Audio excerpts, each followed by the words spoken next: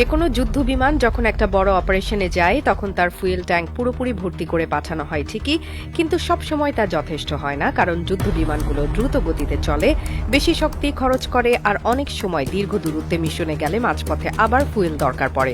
সমস্যাটা হলো যুদ্ধক্ষেত্র বা শত্রু দেশের ভেতরে ঢুকে গেলে কোনো বিমান সেখানে নেমে গিয়ে নতুন করে তেল নিতে পারে না, তখনই দরকার পড়ে আকাশে থাকা অবস্থায় ফুয়েল রিফিল করার।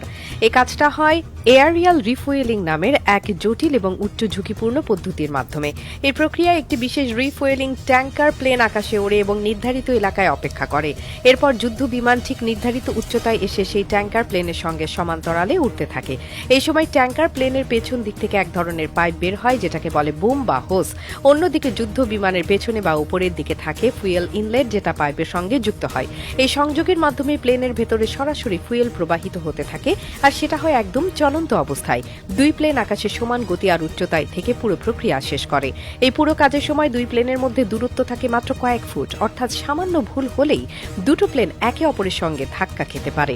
এই কারণে পুরো রিফুয়েলিং সেশন চালাতে হয় অত্যন্ত অভিজ্ঞ পাইলটদের দ্বারা। বায়ুর চাপ, হঠাৎ ঝাঁকুনি বা বাতাসের প্রবাহ সবকিছু সামলে পাইলটদের স্থিরভাবে উঠতে হয়, কারণ একবার সংযোগ বিচ্ছিন্ন হলে আবার পাইপ লাগানো কঠিন হয়ে পড়ে।